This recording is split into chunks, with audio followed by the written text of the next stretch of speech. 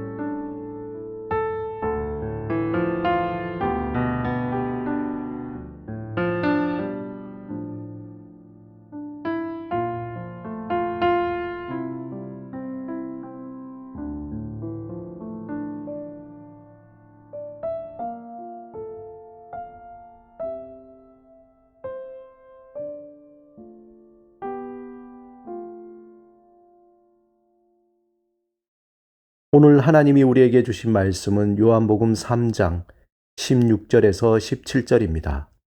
함께 말씀을 읽고 우리에게 들려주시는 하나님의 음성을 듣겠습니다. 하나님이 세상을 이처럼 사랑하사 독생자를 주셨으니 이는 그를 믿는 자마다 멸망하지 않고 영생을 얻게 하려 하심이라. 하나님이 그 아들을 세상에 보내신 것은 세상을 심판하려 하심이 아니요 그로 말미암아 세상이 구원을 받게 하려 하심이라. 루터의 종교 개혁의 영향은 독일과 스칸디나비아 반도, 즉 덴마크, 노르웨이, 스웨덴에 국한되었고 또 즈빙글리 사상이 취리와 스위스 몇몇 도시에만 영향을 미쳤습니다. 그 후에 한 세기 뒤에 제2세대 종교 개혁의 불씨가 일어났는데 그 불씨는 제네바를 넘어 스위스 지역은 물론 프랑스와 네덜란드, 독일, 잉글랜드, 스코틀랜드, 폴란드 등의 전 유럽에 뻗어나가 한국에까지 이르게 된 겁니다. 이렇게 종교개혁의 불길 위에 거대한 틀을 세운 사람은 바로 장 깔뱅입니다. 깔뱅의 삶에서 제네바는 가장 중심에 있는 도시였습니다. 그에게 있어서 제네바시를 빼놓으면 속빈 강정과 같습니다. 그만큼 깔뱅의 종교개혁과 제네바는 뗄래야 뗄 수 없는 사이이며 깔뱅의 사상이 그대로 실현된 곳이 제네바시라고 볼 수 있습니다. 깔뱅은 프랑스 북부의 작은 마을 누아용에서 1509년 7월 10일에 태어났습니다. 그의 아버지는 성당 참사원 일원으로 교회 재정을 관리하는 일을 맡았습니다. 불행히도 그의 어머니는 매우 경건한 여인이었지만 깔뱅이 어릴 때 하나님 품에 안겼습니다. 당시 유럽의 대부분의 교육적인 분위기와 같이 깔뱅은 루터와 매우 대조적인 부분이 있습니다. 천성적으로 과묵했던 깔뱅에 비해 루터는 매우 수다스러웠습니다. 깔뱅이 할아버지는 거룩배 사공이었고 그의 아버지는 법률가로서 그가 태어난 누아용의 성직 대표자로 섬겼습니다. 그러다 가톨릭 교회와 틀어진 적이 있게 된 것입니다.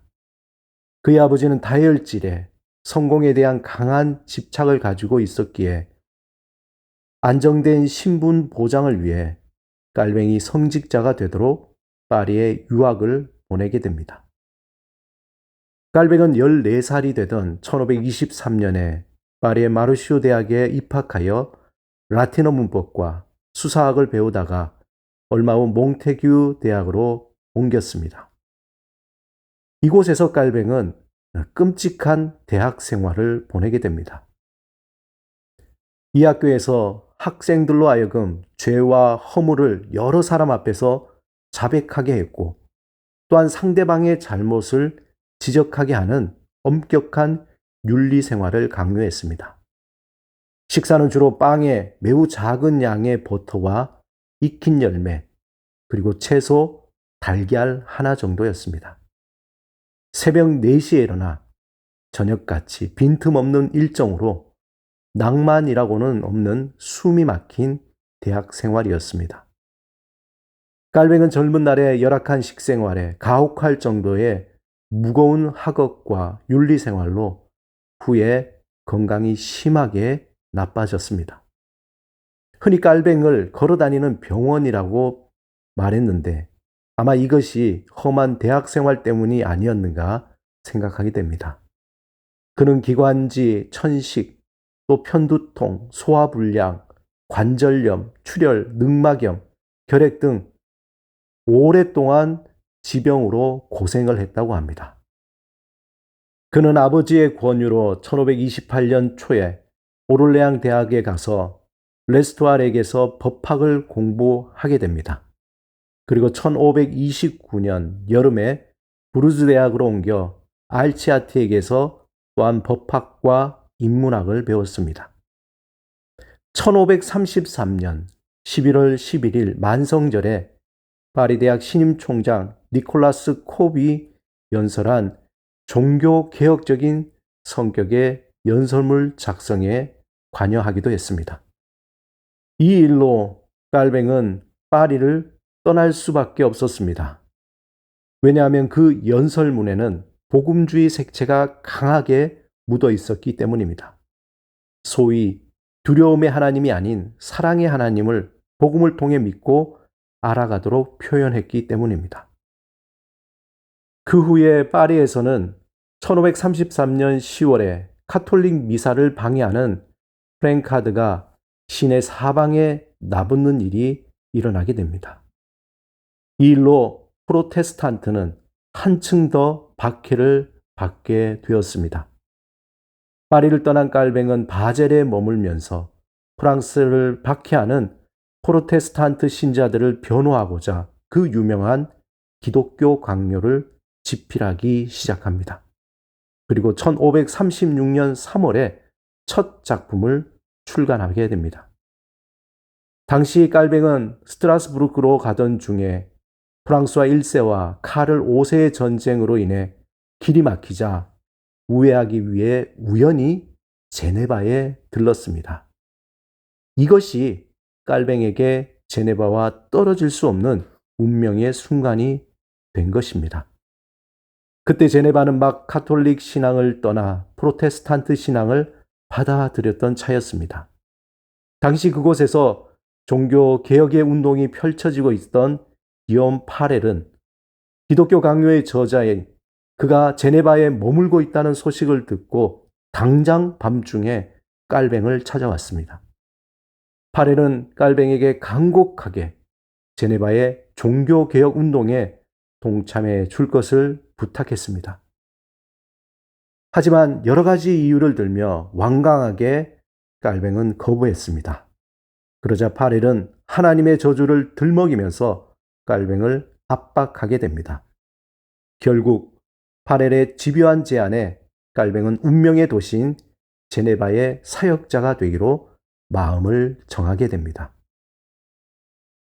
깔뱅은 당시 1만 명 정도의 제네바시의 생피에르 교회에서 성서를 가르치는 교사로 시작하였습니다. 그 후에는 목회자로 사역을 하게 됩니다. 하지만 제네바의 토착 세력들은 외부에서 온 목회자들이 주도하는 개혁운동에 강한 불만을 표출합니다. 그들은 신앙 고백서 자체를 거부하며 깔뱅과 파레를 면직시키고 3일 안에 제네바를 떠날 것을 명령합니다.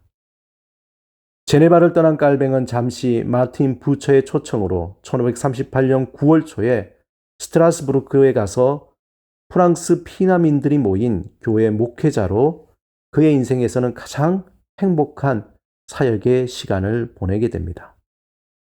그러나 하나님은 그를 그곳에 안주하도록 두지 않으셨습니다.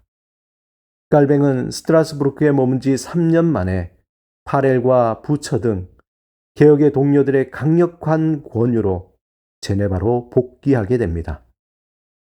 그곳에서 깔뱅은 1541년부터 1555년까지 적어도 14년 동안 폭풍이 휘몰아치는 것과 같은 험한 세월을 보내야만 했습니다. 그는 신학적 논쟁들을 통해 올바른 사상을 수립하고 제네바 아카데미를 통해 교육을 개혁했습니다. 이외에도 사회복지를 실천하는 등 수많은 활동을 통해 제네바를 하나님의 말씀에 합당한 도시로 세워갔습니다. 그 결과 1556년 제네바를 방문했던 스코틀랜드 종교개혁자 존 녹스는 이러한 제네바시를 보고 사도시대 이후 가장 완벽한 그리스도의 학교라며 감탄하게 됩니다. 종교개혁 초기 거칠었던 루터와 쯔빙글류와는 달리 깔뱅은 종교개혁의 횃불을 이어받아 저항하는 수많은 세력들이 있음에도 불구하고 거대한 개혁의 사명을 완수하였습니다. 그는 1564년 5월 27일 그의 모든 사명을 마치고 하나님 품에 안기게 됩니다. 그는 제네바의 목회자로, 프로테스탄트 종교개혁의 지도자로, 교육자로, 신학자로 자신에게 맡겨진 소명을 온전히 감당했습니다. 깔뱅이 끼친 영향은 단지 교회에만 국한된 것이 아니라 서구 사회 전체에 걸쳐 광범위하게 영향을 미쳤습니다. 그는 하나님의 교회와 하나님의 영광을 위해서 자신의 마음을 즉시 그리고 진심으로 바친 위대한 하나님의 사람이었습니다. 깔뱅이 쓴 기독교 강요 맨 마지막에 있는 문장, 하나님을 찬양하라는 그의 사상의 원천이자 삶의 목표였습니다. 깔뱅은 죽었지만 아직도 그의 사상과 정신은 온 세계 곳곳에 살아있게 되었습니다. 사랑하는 여러분, 하나님이 우리를 사랑하신다는 것은 단지 말이 아닌 구체적인 사랑의 표현으로 나타났습니다. 그것이 바로 예수 그리스도가 십자가에 달려 죽으시는 그 죽으심과 부활 사건입니다. 그것이 우리를 죄에서 구원해 주시는 복음이요, 우리에게 살아야 할 이유를 주게 됩니다. 하나님이 우리를 사랑하신다는 그 사랑 때문에 살아갈 힘을 얻게 되는 것입니다. 종교개혁은 단순히 과거의 사건이 아니라 우리 안에서 날마다 일어나는 사랑의 사건입니다.